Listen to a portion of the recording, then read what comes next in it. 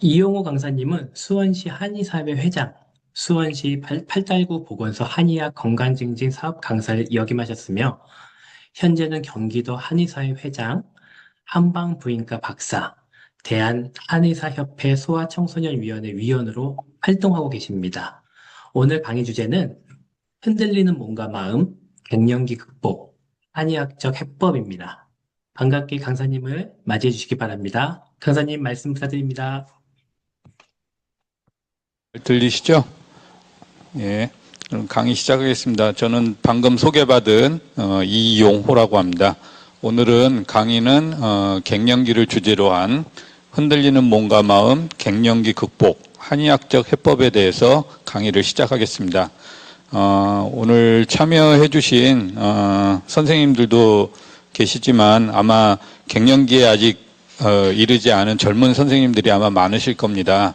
그럼에도 불구하고 또 남자 선생님들도 계시겠지만은 어차피 여성이라면은 한 번쯤 지나가야 될 시기이기 때문에 갱년기가 좀 멀다 하더라도 미리 좀 알고 계시고, 또 남성 선생님들이라면 배우자라든지 이런 분들이 이제 나중에 준비하는 과정에서 미리 학습한다 생각하시고 편하게 들어주시면 좋겠습니다. 오늘 강의는 60분 정도 강의를 하고 이후에 이제 질의응답 간단하게 하는 것으로 알고 있습니다. 혹시라도 듣다가 궁금하신 거 있으시면은 채팅창에 질의를 해주시면 이따가 같이 모아서 강의 끝나고 제가 간단히 답변을 해드리겠습니다. 조금 전에 이제 소개를 해주신 대로 저는 수원의회에서 원천한의원에서 진료를 하고 있고요. 동국대학교 한방부인과 박사학위를 취득을 했고, 현재 경기도 한의사회 회장, 그리고 2017년부터 경기도 난임부부 한의학 지원 사업 단장을 하고 있습니다. 혹시라도 주변에 난임으로 고생하시는 분들이 있으시다면은 저희 경기도 한의사회로 연락을 하셔서 한의학적 치료를 받을 수 있게끔 도움을 주시면 좋겠습니다. 우선은 이제 시작을 하려면 갱년기가 과연 어떤 것인지를 먼저 아셔야 될 텐데, 뭐 다 잘 아시겠지만은 갱년기라는 거는 성숙기에서 노년기로의 이행기이고, 내분비 기능 그리고 난소 기능이 퇴화하면서 여성 호르몬이 감소되고, 그러면서 신체적인 변화 그리고 정신적인 노화 현상이 일어나는 시기를 말합니다. 갱년기 증상은 다들 잘 아시겠지만은 발작성 흥분, 그리고 안면 홍조, 그리고 두통, 심기항진, 그리고 뭐 현기증, 이명, 불면 등 혈관 운동 장애라든지 아니면 기타 신체 장애를 수반하는 것을 말하고 있습니다. 이제 대표적인 증상들을 다시 한번 그림으로 말씀을 드렸는데요. 우선 정신적인 증상으로 우울증, 뭐 불안감, 가슴 두근두근함 이런 것들이 있고, 그 다음에 신체적인 증상으로는 안면 홍조, 그리고 뭐 전신적인 관절통, 요실금, 뭐 골다공증도 나타날 수 있고요. 뭐 이런 것들이 있음을 이제 간단하게 표로 말씀을 드립니다. 단계별 증상은 우선은 갱년기가 진행이 되는 과정 중에 우선은 폐경 전, 그러니까 폐경 전이 되게 되면 당연히 이제 생리불순이 오게 되고요. 그다음에 피로감, 그다음에 뭐 안면 홍조, 식은땀, 두근거림 이런 것들이 시작이 되고, 폐경기가 되면 당연히 월경이 끝나게 되면서 더욱더 이제 그 갱년기 증상들이 좀 많아지겠죠. 질염, 성교통, 요실금, 근육통, 피부건조 이런 것들이 나타나고, 폐경기 이후에는 급격한 노화, 골다공증, 고지혈증 이런 혈관성 질환들도 나타날 수 있습니다. 이거 자가진단표는 이제 아마 온라인상에서도 금방 구할 수 있는 자료인데요. 대체적으로 얼굴이 이제 달아오르거나, 밤에 땀이 나거나, 잠을 못 자거나, 손발이 저리거나, 아니면 신경질, 우울증 이런 것들이 있거나, 현기증, 피곤하다 이런 것들을 체크를 하셔가지고 본인들이 갱년기 증상이 어느 정도 되어 있는지 스스로 한번 체크를 해보시는 거는 참고로 해주시면 좋겠습니다. 그럼 이제 갱년기를 알려면은 우리가 처음부터 다시 이제 사춘기, 그 다음에 이제 뭐 월경에 대해서 우선은 알고 넘어가야 될 것 같아서 이제 젊었을 때 사춘기를 이제 한번 말씀드리겠습니다. 사춘기라는 거는 이제 갱년기하고 정반대로 유아, 그 다음에 소아 시기를 지나면서 이제 2차 성징이 발현이 되고, 임신을 할 수 있는 몸의 신체적인 변화가 생기는 시기를 말합니다. 그래서 보통은 이제 12에서 15세 사이에 이루고요. 2차 성징이 나타나고 그 다음에 성격, 그 다음에 어떤 인지적인 변화, 그 다음에 신체적인 변화가 나타나는 시기입니다.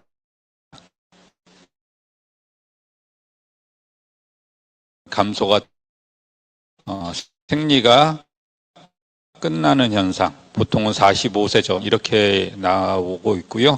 그 기간에는 이제 여성에서 난소에서 여성 호르몬이 급격하게 줄어드는 그런 시기라고 봅니다.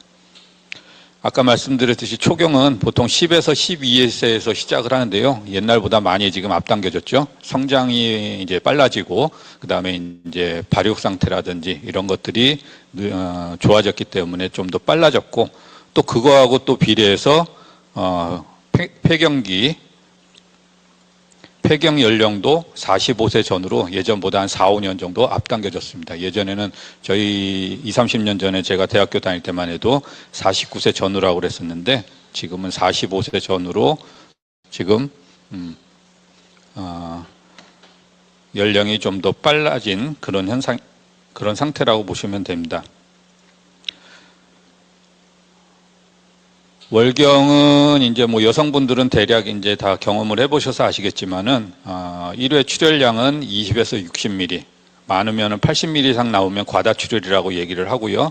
월경 기간은 보통 5일에서 7일, 그래서 보통 일주일이라고 생각을 하시면 되고요. 패드는 하루에 한 4개에서 6개 이렇게 사용을 하고 있습니다.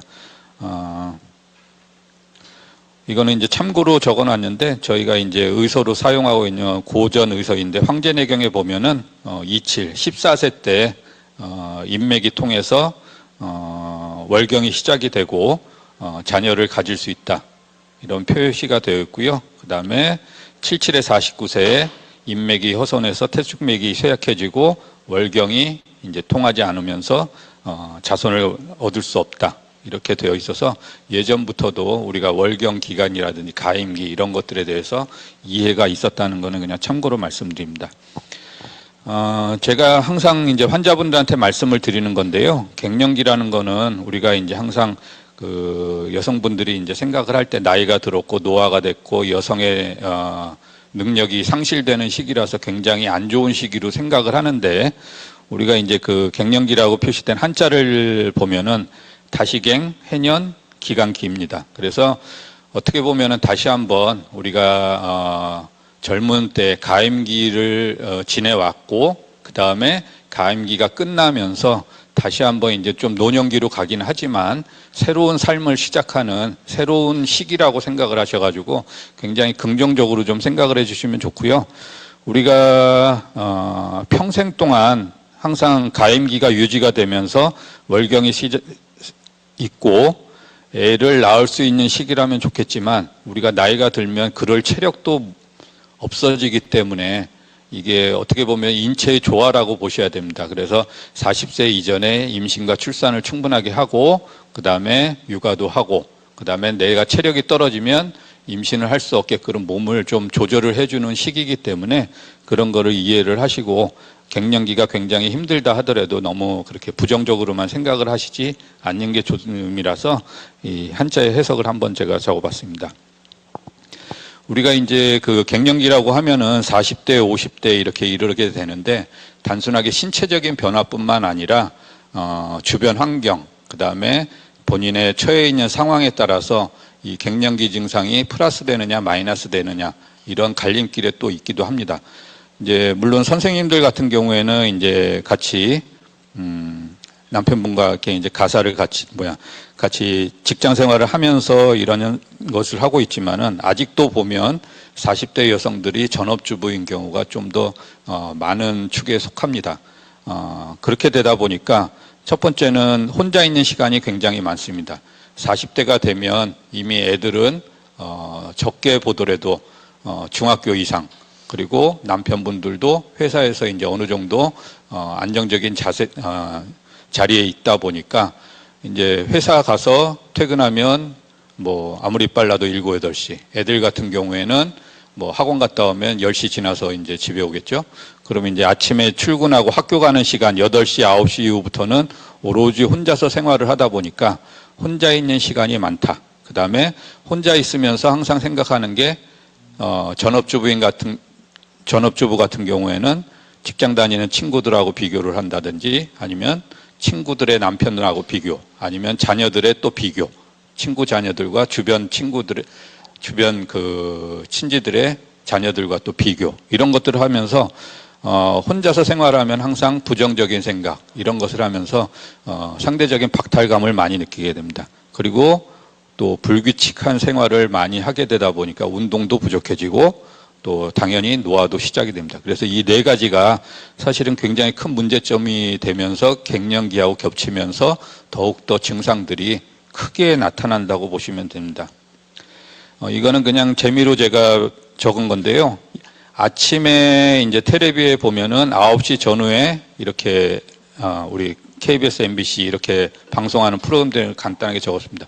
여기에서 보면은 대부분 패널들을 모아서 건강 상담, 아니면은 뭐 부부들을 모아서 문제 해결, 그 다음에 드라마 같은 경우는 이제 일일 드라마를 하는데 대부분 재미를 유발하기 위해서 여기에는 보면 기본적으로 들어가는 게 불륜이죠. 그 다음에 숨겨놓은 애들, 뭐 이런 것들이 들어가 있고, 그 다음에 부부간에 나와서 상담을 하는 것도 대부분이 다 부정적입니다. 서로 상대방을 헐뜯고 그래야 보는 사람으로서 재미가 있기 때문에 그런 내용들만 방송에서 쭉 반복을 하다 보면 혼자서 출근을 시키는, 학교를 보내고 출근을 시킨 혼자인 상태에서 이런 프로그램들을 보면 이제 계속적으로 이제 불안과 불만과 이런 것들이 쌓이게 되는 거죠.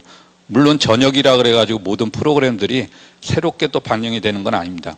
저녁이 되더라도 우리가 뭐 많이 아는 거, 뭐 금쪽이라 그래도 애들 문제되는 거에 대한 상담 프로그램, 그다음에 뭐 이혼 전에 있는 부부들 모아다가 상담을 하고, 이런 것들이 항상 주변에 있듯이 굉장히 많은 퍼센테이지를 차지하듯이 이제 약간의 혼동을 할 수 있게끔 하는 프로그램들이 이제 혼자 있는 분들한테는 굉장히 부정적인 역할을 하고 있다. 이건 참고로 해주시면 좋겠습니다. 그러면 이제 갱년기가 왜 생기느냐? 이제 아까 말씀드렸듯이 소화기, 그 다음에 어렸을 때는 여성 호르몬 분비가 거의 없다가 사춘기에 이르러서 여성 호르몬 분비가 급격하게 늘어나죠. 그러면서 2차 성징이 발현이 되고 가임 기간 동안에 20에서 30년 사이는 이제 여성 호르몬이 꾸준하게 분비가 되다가 갱년기 사이, 짧게는 1년, 길면은 3, 4년 사이에 급격하게 감소가 되고 노년기에는 이제 감소된 상태가 유지가 됩니다.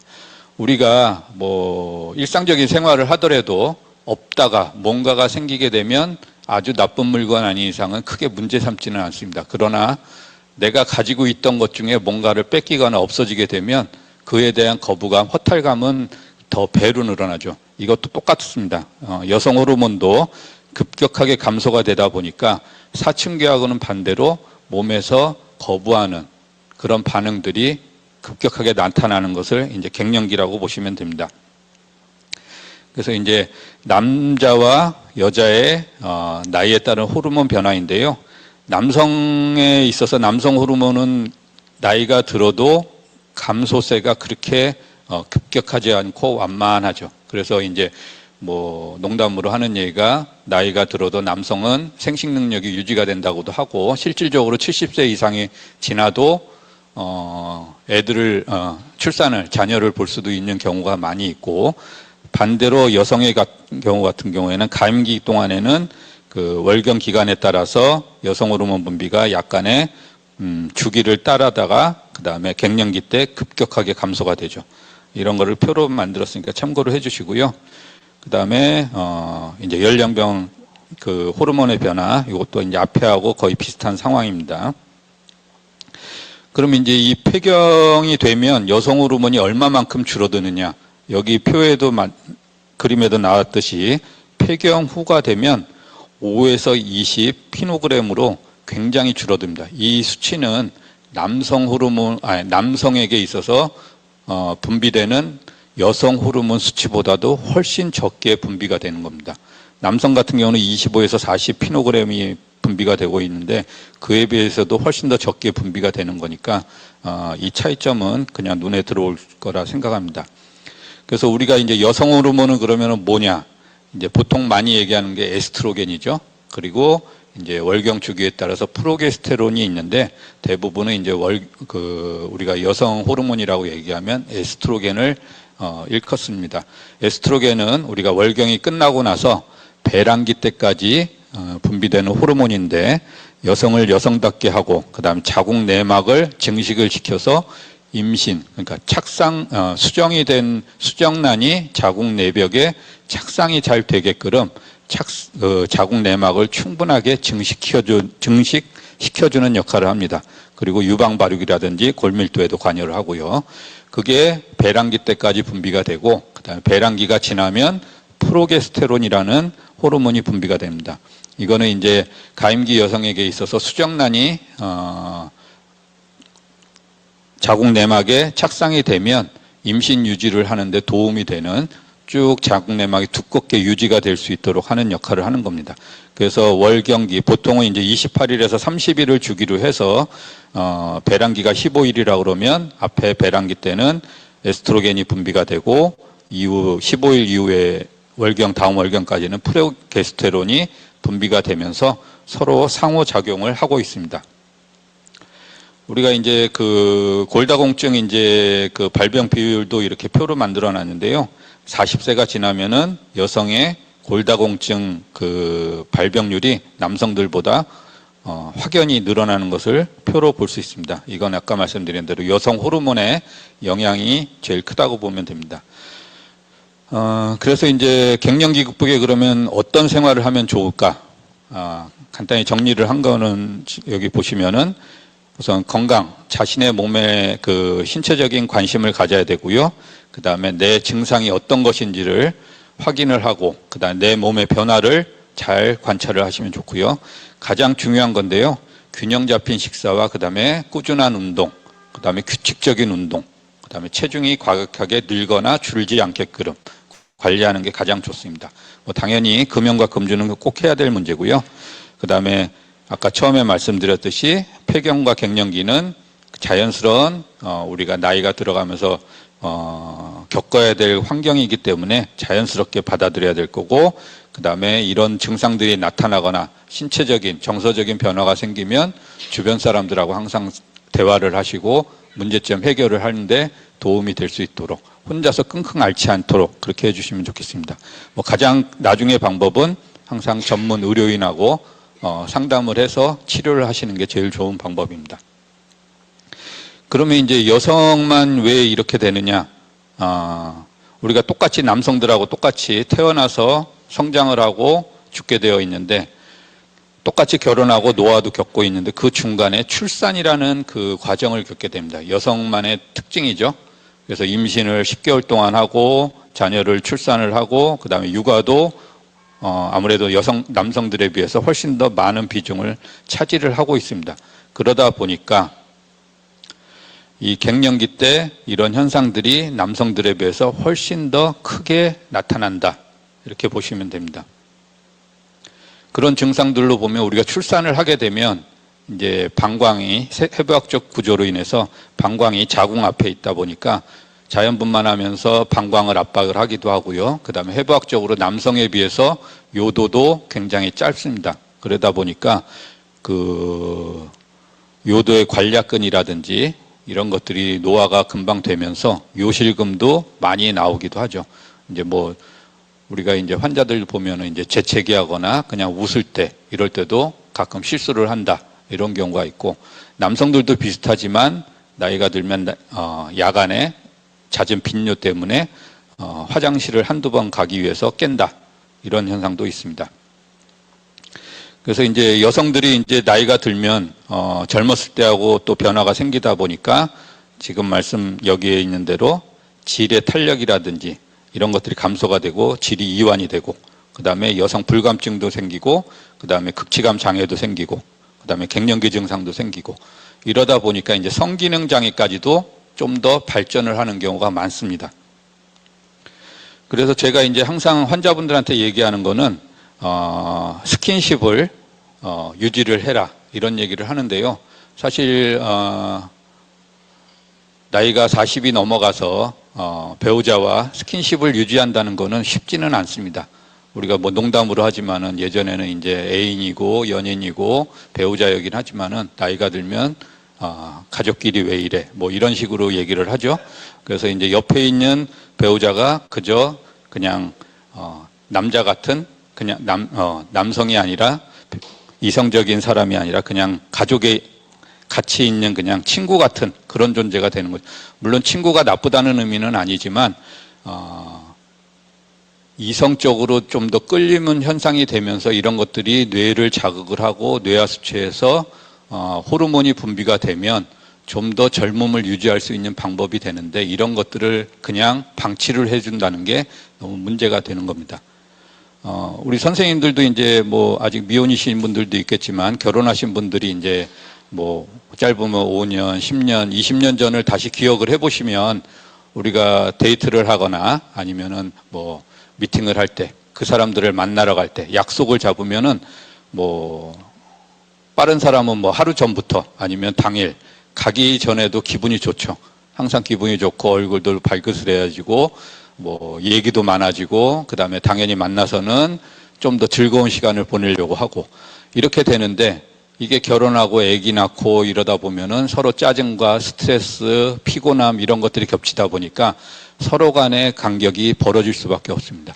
이렇게 되면 이런 스킨십이 자꾸 떨어지면 아까 말씀드린 대로 호르몬의 변화도 생기기 때문에 훨씬 더 부정적인 역할을 하고 있습니다. 그래서 스킨십은 계속 해주는 게 좋겠다. 가장 중요한 키포인트 중에 하나입니다. 그래서 스킨십 효과는 보면은 키스와 스킨십을 하면 안 한 커플 행복감이 3배나 높다. 그 다음에 호르몬 분비도 훨씬 더 많아지고 스트레스 호르몬도 줄어든다. 그 다음에 매일 키스하는 사람은 안 한 사람보다 5년 정도 더 산다. 그리고 키스를 하게 되면 면역 기능이 담당하는 백혈구 수치도 올려준다. 그리고 혈액순환도 좋아지고 안정적으로 되어지고 그래서 결론은 포옹이나 스킨십을 많이 하는 사람이 더 행복하고 더 오래 산다. 그래서 이런 스킨십도 중요하고 그 다음에 스킨십을 하게 되면 당연히 얼굴을 맞대고 대화도 하고 이런 현상들이 많아져야 되는데 지금 요즘에 보면 각자 핸드폰 보고 애들도 자기 방에 들어가서 밥 먹으러 할 때도 카톡으로 문자를 보내죠. 같이 옆방에 있는데도 불구하고 그래서 배우자하고도 가급적 얼굴을 맞대고 서로 간의 인격을 존중해주고 그 다음에 상대방의 말을 끊지 않고 오늘 있었던 일 아니면 미래의 일 이런 것들을 자주 그리고 오랜 시간 대화를 하는 게 좋을 거라서 이런 대화법에 따라서 대화를 해주시면 좋겠습니다. 가장 중요한 거는 그겁니다. 항상 상대방을 인정을 해줘라. 이렇게 되다 보니까 이제 보통 얘기들 많이 하죠. 섹스리스라고 나이가 들고 아기 출산하고 이러다 보면 이제 몸도 멀어지고 마음도 멀어지고 그냥 같이 사는 그냥 식구에 불과한 현상이 되다 보니까 의외로 각방 쓰는 사람들도 굉장히 많고요.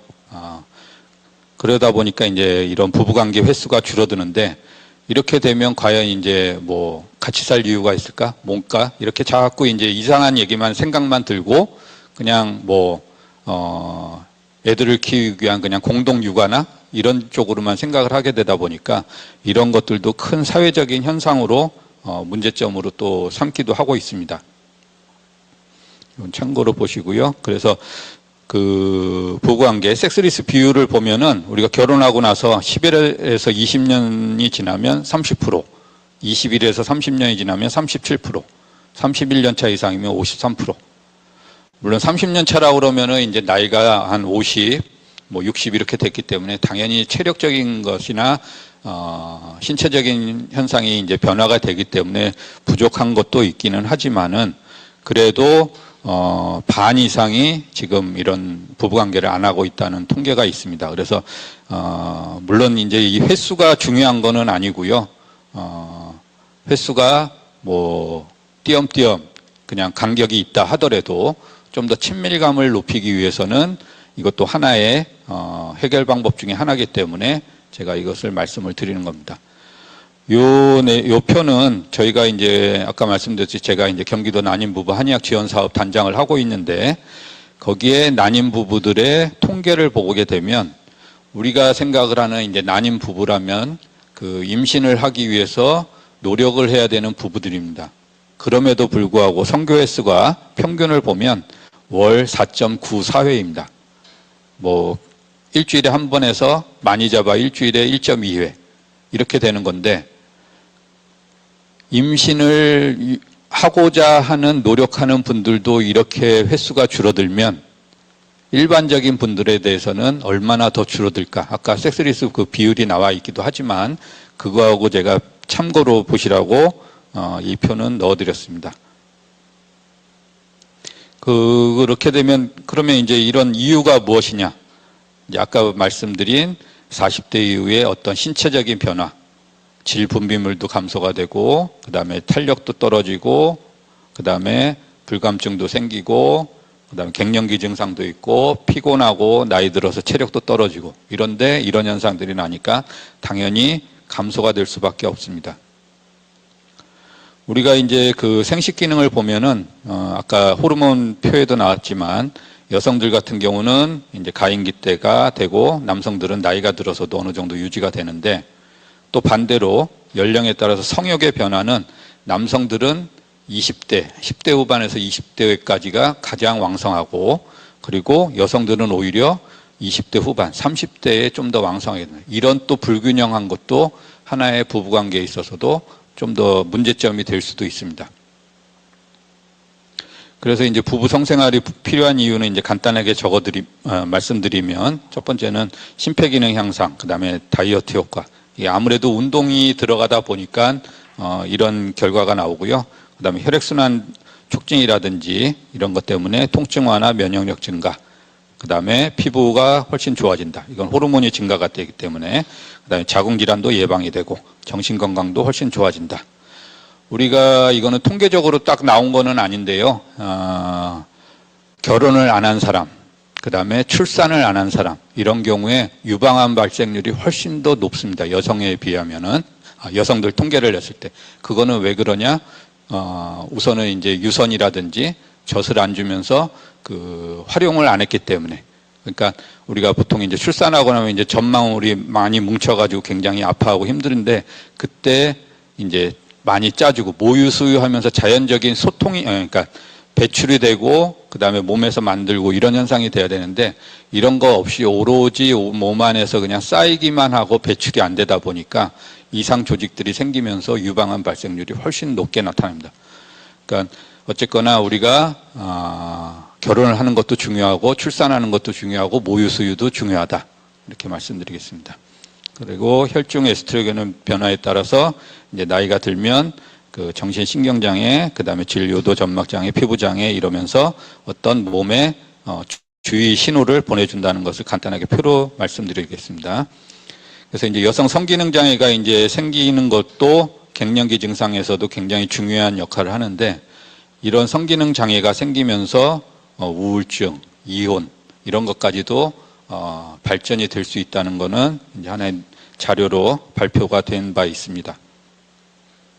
그래서 이제 내 몸의 그 섹스 지수를 이제 체크를 해야 되는데 이제 본인의 질수 측력 아니면은 뭐 오르가즘을 느끼는 내 감정의 표현, 그다음에 성욕 이런 것들을 항상 체크를 하시고 물론 너무 과다해도 너무 적어도 안 되니까 내 몸 상태가 어느 정도인지를 한 번쯤은 체크를 해보시는 것도 좋습니다.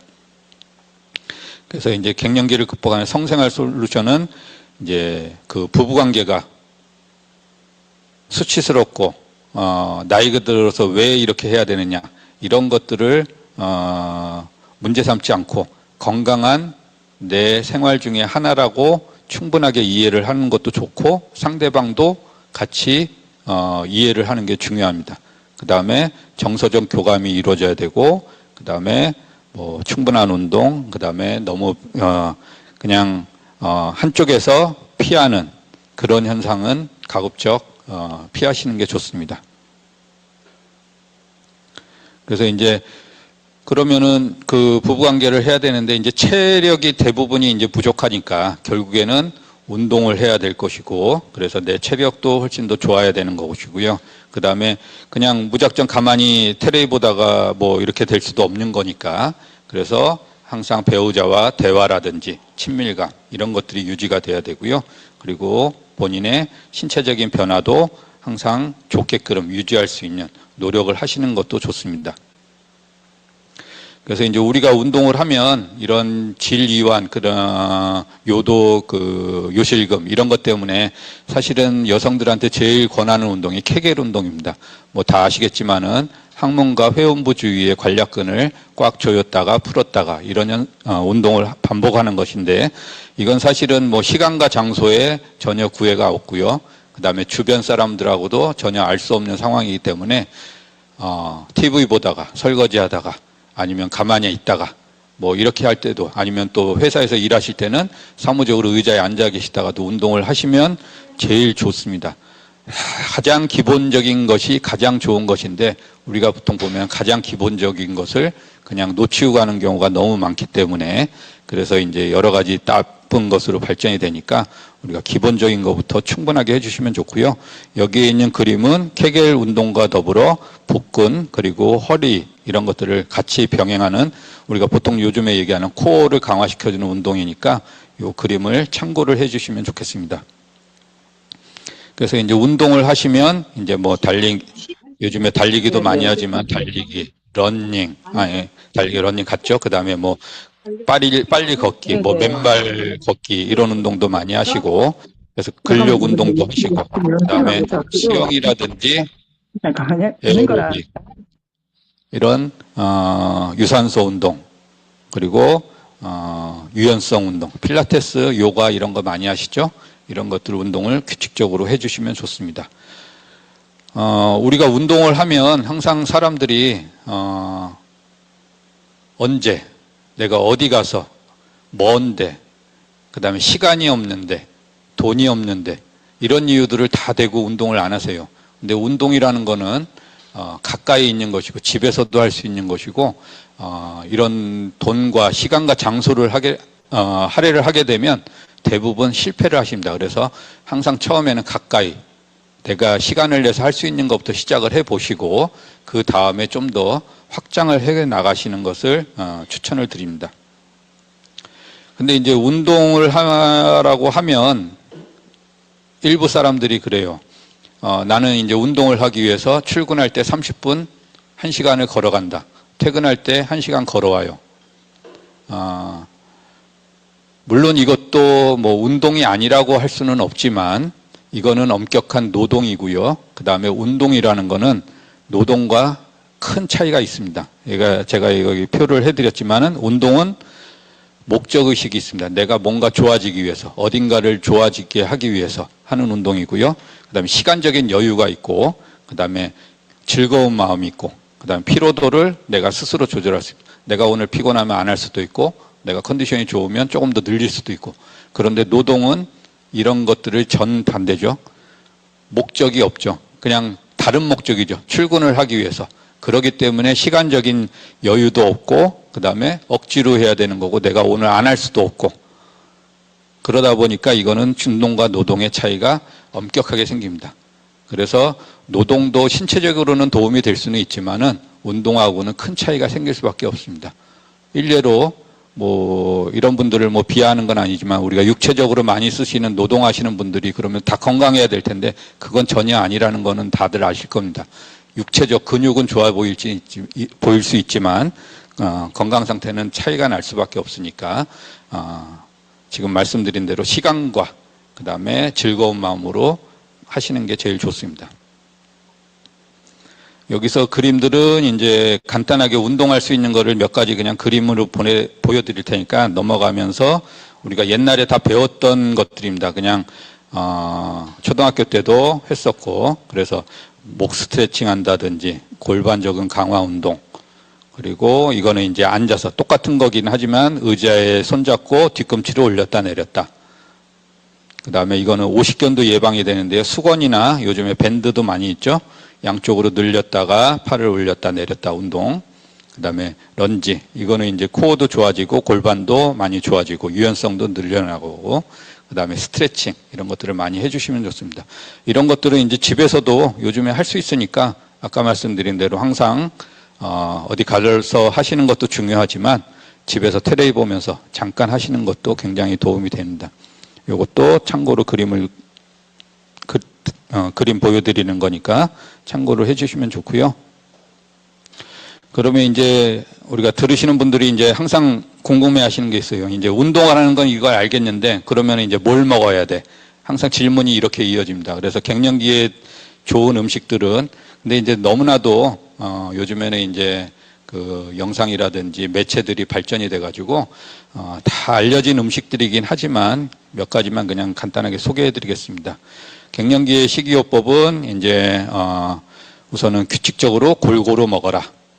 이제 나이가 들면서 이빨이 약해진다든지 이러면서 육식을 멀리한다는 사람도 있고, 그 다음에 내가 소화가 안 되니까 우유도 멀리하는 사람도 있고, 뭐 이런 경우가 있는데 가능하면 규칙적으로, 그 다음에 균형 있는 음식, 그리고 과일과 채소를 좀 더 자주 먹고 많이 먹어라. 그리고 운동을 규칙적으로 해라. 이게 가장 기본적인 겁니다. 근데 그럼에도 불구하고 사실은 많이 못 지키고 있죠. 바쁘기도 하고 나가서 먹다 보면은 다 이상한 것만 먹고 이렇게 되다 보니까. 그래서 이제 갱년기 여성의 이제 음식 주의할 거, 그다음에 이제 여성 호르몬이 도움이 되는 음식들을 섭취하고, 그다음에 카페인, 탄산음료 이런 거를 줄여라. 그렇다고 해서 뭐 아주 금해라 이런 거는 아닌데 가급적 줄이는 게 좋고요. 그다음에 비타민 뭐 이런 것들 많이 드시고, 우유, 그다음에 칼슘이 많이 들어가 있는 음식, 그리고 가장 중요한 거는 마지막에 있는 소금과 설탕 섭취를 줄일 것. 설탕은 사실은 뭐 일부 요리사들이 나와가지고 이제 설탕을 많이 넣는 음식을 해서 달게들 먹고는 있는데, 설탕도 사실은 별로 좋지는 않은 음식이니까 가급적 줄여 드시는 게 좋은데, 더 중요한 거는 저는 항상 소금이라고 말씀을 드리거든요. 소금기라는 거는 우리가 고혈압, 신장 기능의 역할이 떨어지면서 수분 배출이라든지 혈액순환에도 문제가 되기 때문에 우리가 고혈압이라고 생각을 하면 지방이라든지 그다음에 콜레스테롤만 생각을 하는데, 이런 것들이 생기기 전에 제일 문제가 소금기라고 저는 봅니다. 그래서 신장 기능도 떨어지고 이러다 보니까 혈압이 올라갈 수밖에 없는 현상이거든요. 그래서 음식은 항상 싱겁게 그렇게 드시는 게 좋고요. 그리고 제일 중요한 거는 싱겁게라는 게, 항상 얘기를 하면 본인들은 다 싱겁게 드신다고 생각을 하고 얘기를 하세요. 근데 나이가 들면 들수록 미각세포의 기능이 점점 둔해지고 그러다 보니까 맛 감각이 떨어집니다. 그래서 좀 더 자극적으로 자꾸 올리죠. 그러다 보면 자기는 모르는데 그걸 맞다고 생각을 해서 음식이 점점 짜게 됩니다. 근데 그걸 먹는 가족들도 하루하루 조금씩 올리다 보니까 모르고 우리 가족들은 다 짜게 먹고 있는 거예요. 근데 어느 날 갑자기 손님들이 와서 봤을 때 짜다고 얘기했을 때는 진짜로 짠 거니까 가능하면 싱겁게, 그리고 지금 먹는 음식이 본인한테는 맞다 하더라도 요거보다는 좀 더 싱겁게 그렇게 드시는 것을 권해드립니다. 그래서 갱년기 여성 호르몬 이제 보충 음식은 이제 다들 아시는 콩이 대표적이고요. 그다음에 양배추, 석류 이런 것들이 여성 호르몬, 에스트로겐 분비하는데 많이 도움이 되는 음식이라 이런 것들을 드시면 도움이 됩니다. 그래서 요거는 이제 간단하게 콩에 대해서 설명을 했고요. 단백질도 풍부하고 오히려 고기 싫어하시는 분들은 콩류로 많이 드시니까 이런 것으로 영양 섭취를 하시고, 석류도 그 에스트로겐 함유량이 굉장히 높기 때문에 갱년기에 도움이 되는 음식으로 되어 있습니다. 그리고 칼슘과 비타민 D, 멸치라든지 우유 이런 것들, 버섯, 그다음에 잣 이런 것들을 통해서 섭취를 하시면 좋습니다. 그 다음은 이제 뭐 자두, 호박씨, 칡 이런 것들도 있고요. 이거는 이제 간단하게 그 영양소에 대해서 설명을 했고요. 뭐 가장 우리가 건강식으로 많이 알고 있는 과일 중에 하나가 토마토죠. 토마토는 이제 뭐 고혈압 예방, 콜레스테롤치도 떨어뜨리기도 하지만 여성들 같은 경우에 갱년기에도 굉장히 도움이 됩니다. 그래서 뭐 서양 속담에는 토마토가 빨갛게 익으면 의사 얼굴은 파랗게 변한다. 뭐 이런 속담도 있듯이 토마토가 굉장히 좋은 역할을 하고 있다. 그래서 자주 잘 드시면 좋습니다. 그리고 호두도 굉장히 좋고요. 이것도 호두도 성분이 이렇게 들어가 있다는 거 참고해 주시고. 근데 이제 요거는 제가 이제 한의학적으로 약간 몇 가지 상식적인 것만 좀 더 이 강의를 하면서 참고로 이제 말씀을 드리는 건데요. 이제 우리가 이런 뭘 먹으면 좋을까 이렇게 물어보시면서 하시는 얘기가 항상 건강기능식품을 많이 얘기를 하세요. 뭐 주변에서 건강기능식품 안 드시는 분이 거의 없을 정도니까요. 근데 이제 많이 오해하시는 게 건강기능식품과 약품에 대해서 항상 오해를 하시고 똑같다고 생각을 하시는 분들이 많습니다. 끝에 식품이라고 적혀 있죠. 이거는 어쨌거나 아무리 좋게 해도 식품입니다. 우리가 밥을 매일 먹고 고기를 매일 좋은 걸 먹는다 하더라도 어떤 질병을 치료하는 데는 한계가 있고요. 단지 영양소 흡수하는 데는 도움이 되는 그런 한계가 차별점이 있다는 거, 이런 것을 인지를 하시고, 식품은 어디까지나 예방, 그래서 약간의 부족한 면을 보충을 한다, 이렇게 생각을 하시면 됩니다. 그래서 이제 의약품과 차이점은 제가 조금 전에 설명해 드린 대로 우리가 병을 치료하기 위한 어떤 효과가 있는 성분을 추출해낸 것이 의약품이고, 식품은 우리가 간단히 먹을 수 있는 그런 음식이라고 보시면 됩니다. 근데 이제 우리나라에는 특이하게 한약재가 있다 보니까 한약재는 대부분이 또 농수산물에 많이 들어가 있습니다. 그래서 이제 여기에서 또 혼동을 하시는 분들이 있는데, 우리나라의 법률상 식약 공용 약재라는 또 법률이 있고, 그러다 보니까 농수산물 중에 같은 곳에서 재배를 하지만 그게 엄격한 구분에 따라서 의약품으로도 나가기도 하고, 그 다음에 한 곳에서는 다시 또 농수산물로 분류되는 경우가 있습니다.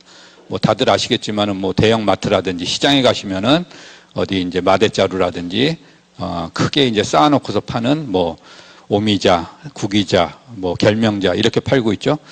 똑같이 한의원에서 우리가 약재로 쓰고 있는데 이것을 똑같은 것이라 생각을 하고 혼동을 하시는데, 우리가 그 의약품과 농수산물은 구분이 되는 거는, 의약품은 같이 나왔다 하더라도 중금속이라든지 농약 잔류물, 그 다음에 관능 검사를 해서 유효 성분이 충분하다고 판정이 됐을 때 제약회사를 통해서 의료기관으로 공급이 되는 것이고요. 그것이 부족한 것들은 우리가 알고 있는 전통시장이라든지 대형마트에 들어가는 겁니다. 그래서 우리가 이런 농수산물을 먹고 똑같이 약효를 보려고 자꾸 이제 너무 큰 기대를 하시는데, 엄격한 차이가 있다, 효능도 차이가 있다, 이렇게 이해를 하시면 됩니다. 그래서 우리가 한의원이나 한방병원에 공급되는 한약재는 GMP라는 그 규격화된 이 시설을 갖춘 제약회사에서 일정 성분 검사를 하고, 그리고 한의원에 규격화된 약재만 공급을 해서 이것을 환자분들에게 처방을 하고 있습니다. 그래서 GMP에 대해서 간단히 설명을 했고요. 그래서 한약재 검사는 관능 검사, 유해 물질 검사, 정밀 검사, 미생물 한도 검사, 기타 일반 검사 이런 것들을 하고 있고요.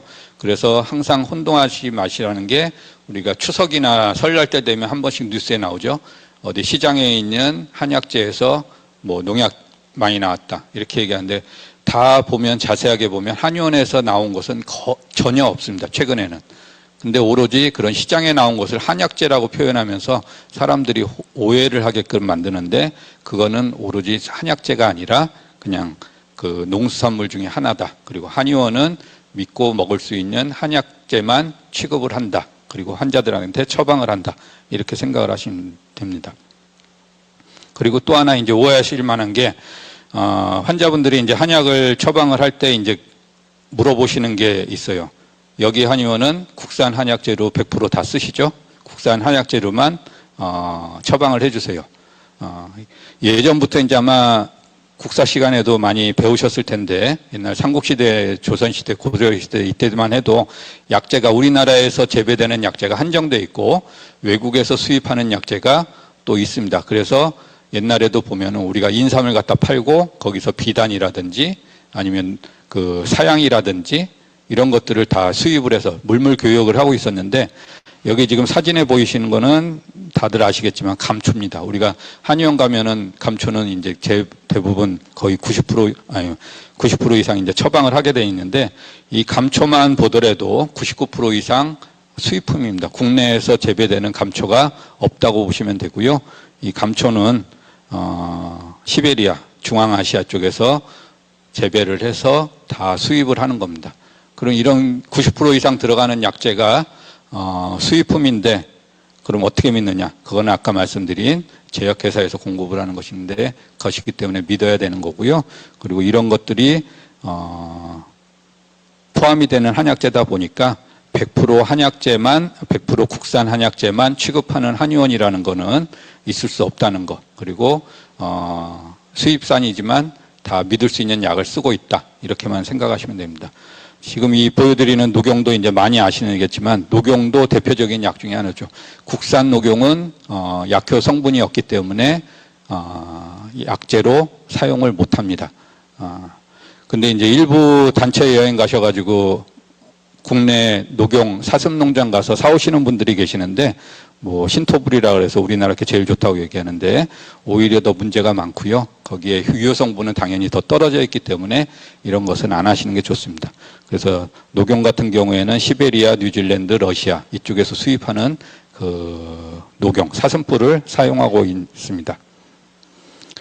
그래서 이런 간단하게 얘기하고요. 그 다음에 또 많이 이제 건강기능식품 드시는 게 홍삼, 그 다음에 뭐 홍삼이 제일 많고 애들 또 이제 성장하는데 많이 먹이는 이런 것들이 있는데 이 성분들을 잘 보시면 사실은 이 안에 있는 성분이 굉장히 적습니다.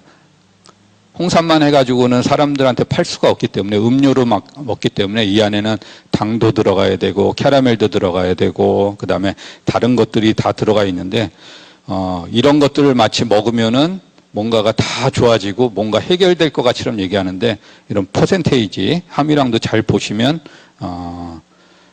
그냥 우리가 그냥 예방하는 차원에서 하나의 도움이 되는 정도까지만 이해를 해주시고 드시면 좋을 것 같습니다. 몇 가지는 이제 그냥 예를 든 거고요. 그리고 이제 가장 중요한 것 중에 하나인데 아까 테레비 방송도 제가 말씀을 드렸지만은 거의 하루에도 빠짐없이 나오는 게 패널들 모아놓고 의사, 한의사, 치과의사, 약사, 물리치료사 뭐 이런 사람들 모아서 건강 상담을 하고 있죠. 이 사람들은 이제 우리가 말하면 쇼닥터라고 하는데 이 사람들은 물론 제대로 된 건강 정보를 제공하는 경우도 있기는 하지만 대부분은 상업적인 목적으로 나온 사람들입니다. 그래서 어느 정도는 걸러서 들어야 된다.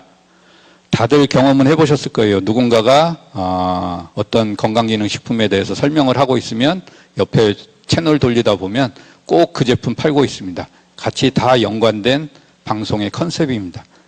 그래서 이런 뉴스에서도 나왔었죠. 의사야 건강기능식품 판매원이야.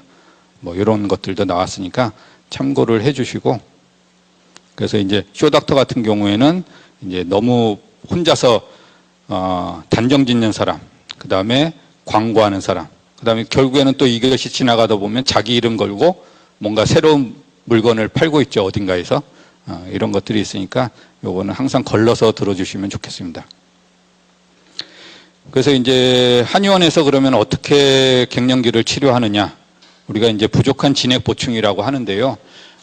호르몬도 문제가 진액에 포함이 될 수도 있고, 그 다음에 혈액도 포함이 될 수도 있고, 수분도 포함이 될 수도 있고, 림프액도 포함이 될 수도 있고, 우리 몸 안에 있는 모든 전해질 대사 문제들이 생기는 것들을 이제 진액이 부족하다고 얘기하는데, 그런 나이가 들면서 푸석푸석해진 피부라든지 이런 것들을 보충하기 위해서 부족한 진액 보충을 할 것이고요. 그 다음에 체내 호르몬 작용을 좀 더 도움이 될 겁니다. 그 다음에 혈액순환 증진, 그 다음에 질상피세포 회복, 그 다음에 정신적 스트레스 완화, 그 다음에 갱년기를 완만하고 수월하게 넘어갈 수 있도록 한약과 상담 이런 것들을 병행해서 치료를 해드릴 겁니다. 우리가 이제 갱년기라고 보면 대부분은 이제 산부인과에 가셔가지고 호르몬제를 이제 처방을 받습니다.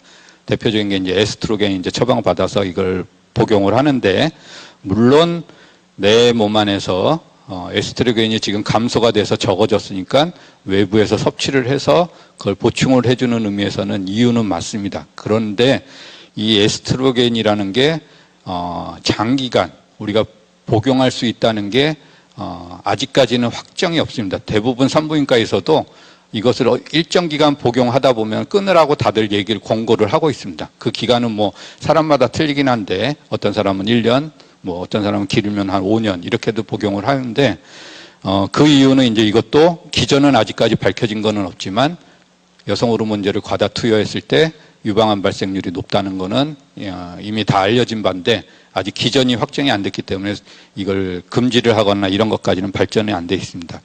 그러면은 결국에는 내가 이 호르몬을 1년, 길게는 5년 동안 복용을 했을 때 치료가 되느냐? 치료가 아니라 결국에는 갱년기를 지연시키는 효과밖에 없습니다.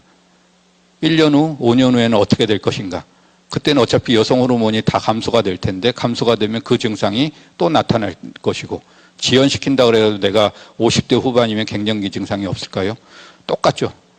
단지 지연시키는 거는 그냥 임시방편일 뿐이지. 그래서 이제 한의원에서 치료하는 거는 호르몬을 증가시켜주는 것도 중요하긴 하지만 대증요법, 그래서 이제 안면홍조라든지 우울증, 불면증, 어지럼증 이런 증상들이 심한 것을 치료를 하면 증상들이 완화되면서 좀 더 갱년기를 이겨나갈 수 있는데 도움이 되게끔 치료를 해드립니다. 그래서 한의원에서 치료하면 우선 가면 검사는 이제 스트레스, 체열, 혈액, 자율 신경 검사 이런 것들을 하고요. 진찰은 이제 뭐 과거력부터 해서 현재의 증상 이런 거를 서로 상담을 하면서 듣고 요즘에는 이제 초음파 진단도 많이 하다 보니까 여성들 같은 경우는 이제 초음파 진단도 하고요. 그래서 원인과 체질에 따라서 한약, 침, 뜸, 약침, 좌훈 뭐 상황에 따르면 또 추나요법 이런 것들을 하고 그다음에 기본적인 생활에 대해서 운동과 식이요법 관리를 서로 상담해서 치료를 하게 됩니다. 그래서 우리가 얘기할 때는 신장 기능, 호르몬 계통이 떨어지면서 상열, 얼굴에 이제 열이 떠오르기 때문에 허열이라고 보통 표현을 하고요. 상열 하한, 다음에는 뭐 음어 화동 이렇게 표현을 하게 되는데 결국에는 몸에 허증으로 인해서 열이 올라오게 되니까 이제 갱년기 증상이 있으신 분들이 항상 더운 거는 아니에요. 더운 거는 더워서 옷을 벗고 선풍기를 쐬지만 잠시 있다가 또 춥다고 하기도 하고 으스스하다고 하기도 하고 결국엔 몸이 허하기 때문에 그 두 가지를 병행을 치료를 해야 되는 그런 그 부족한 면과 그리고 과한 면 이런 것들을 서로 균형을 맞춰서 지렛대를 균형을 맞추는 치료를 하고 있습니다. 그래서 이제 끝으로 말씀드리면 이제 여태까지 말씀드린 거 이제 간단히 정리한 건데요. 극복 방법은 갱년기를 인정해야 된다. 나만 왜 그래? 내 친구들은 다 멀쩡한데. 근데 그 친구들도 집에 가면 똑같이 갱년기 증상 겪고 있습니다. 단지 표현을 서로 간에 안 할 뿐이죠. 아픈 거는 서로 표현을 잘 안 하다 보니까 다 겪고 있습니다. 남성들도 똑같고요. 그래서 갱년기를 인정해야 되고 그다음에 혼자 있는 시간을 가급적 줄여라. 우리 선생님들은 이제 그래도 출퇴근하시니까 여기 친구분들 있고 교사 선생님들하고 상담 얘기들 많이 하시고 그러니까 그나마 좀 덜 하실 텐데 나이가 들수록 친구들을 좀 더 가까이 하고 멀리 하지 마시고 그다음에 남편과 가족과 대화하라. 핸드폰 카톡으로 서로 얘기하고 바로 옆에 있는데도 서로 핸드폰만 보지 마시고 대화를 하시고 그리고 남편과 스킨십 늘려라. 그다음에 본인한테도 충분한 보상을 해줘라. 그리고 본인만의 규칙적인 생활, 그리고 규칙적인 운동과 식사, 그리고 건강기능식품은 약이 아니라 식품이다. 그리고 여성 호르몬제는 가급적 최소한, 그리고 결국에는 치료가 필요할 때는 전문가와 상담하라. 이 정도로 정리를 하겠습니다. 우선 끝으로 이제 그냥 저희가 강의는 다 했지만은 선생님들이 이제 다 아실 텐데요. 저희가 올해부터 찾아가는 학생 건강증진센터 학교의사 약사 지원 사업을 이제 하고 있습니다. 5월부터 시작을 해서 저희 한의사 선생님들이 학교 선생님들이 요청을 하시면 그 강의 제목에 맞춰서 뭐 성교육이라든지 진로 아니면 질병 예방 그다음에 건강 아토피 뭐 이런 것들에 대해서 저희가 강의를 하고 있습니다. 지금 5월부터 6월 돼 있고 지금 12월까지는 거의 차 있는 상태인데 아직도 신청 안 하신 학교들이 있습니다. 그래서 한 일정이랑 이렇게 보시고 하반기에는 좀 더 많은 학생들이 이런 교육을 받을 수 있게끔 좀 안내차 제가 하나 집어넣었으니까 경기도 교육청 사이트에서 아마 신청하는 것으로 알고 있습니다. 그래서 혹시 안 하신 학교에서는 선생님들끼리 상의를 해보시고 필요하시면 이런 강의가 있으니까 제목 주제들은 여러 가지가 저희가 준비를 하고 있으니까요. 꼭 학생들한테 유익한 강의가 될 수 있도록 하반기에 신청을 해주시면 좋겠습니다. 예. 이제 1시간이 됐고 저는 이제 강의를 이 정도로 마무리하겠습니다. 혹시 질의하실 거나 뭐 이런 거 있으시면 채팅방에다가 올려주시면 저희가 간단하게 답변을 드리겠습니다. 이게 온라인이고 선생님들 앞에서 강의를 하다 보니까 사실은 저도 떨리고 잘 됐는지 모르겠지만 좀 도움이 됐으면 좋겠습니다. 간단하게 질문 올려주시면 제가 답을 해드리겠습니다.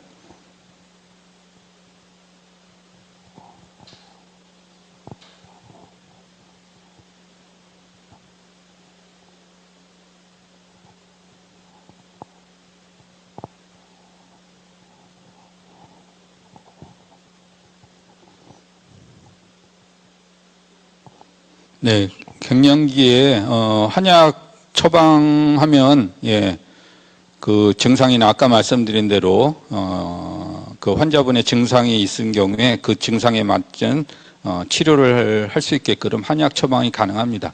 단지 이제 갱년기라는 거는 이제 한 번에 이제 다 끝날 수 있는 상황이 아니기 때문에 조금 시간은 두고 치료를 하셔야 됩니다. 그리고 자궁질환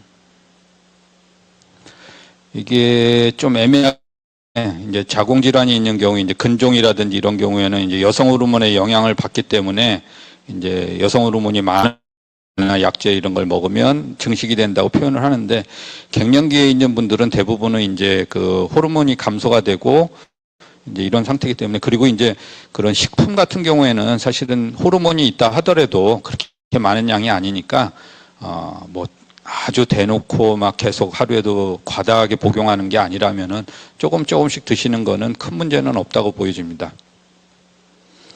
그다음에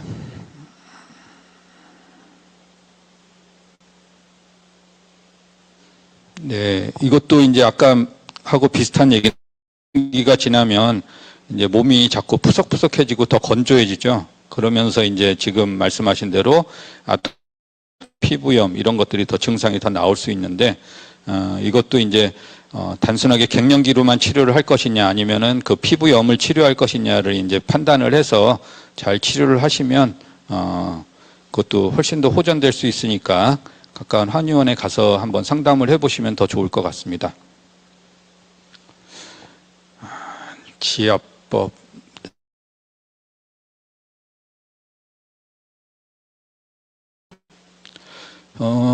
뭐 지압법이라고 하면은 특별하게 어디를 해야 될까요? 우리가 보통 이제 뭐 내관이라고 보통 얘기하는데요. 그러니까 왼손, 그러니까 손 가운데 이 인대 2개 있는 부분에 이제 가운데쯤을 해서 손목부터 해서 한 3, 4cm 정도 위에 부분 이렇게 안쪽을 좀 가볍게 눌러 주신다든지 아니면은 이제 발도 똑같은 부위예요. 이제 삼음교라고 보통 얘기를 하는데 발목 그 복숭아뼈 안쪽 복숭아뼈 안쪽 복숭아뼈 위로 거기도 이제 한 3, 4쯤에 이제 거기도 압통을 좀 해주시면은 그런 이제 그 비뇨기 생식기 이 되는 경락이 지나가는 경혈이다 보니까 좀 도움이 될 겁니다. 그 다음에 이제 제일 중요한 거는 아까 말씀드린 운동법 중에 이제 케겔 운동 이걸 해주시면 제일 도움이 될 겁니다. 침요법도 이제 아까 제가 치료하는 방법 중에 뭐 한약, 약침, 뭐 좌훈 이런 것들이 다 도움이 된다고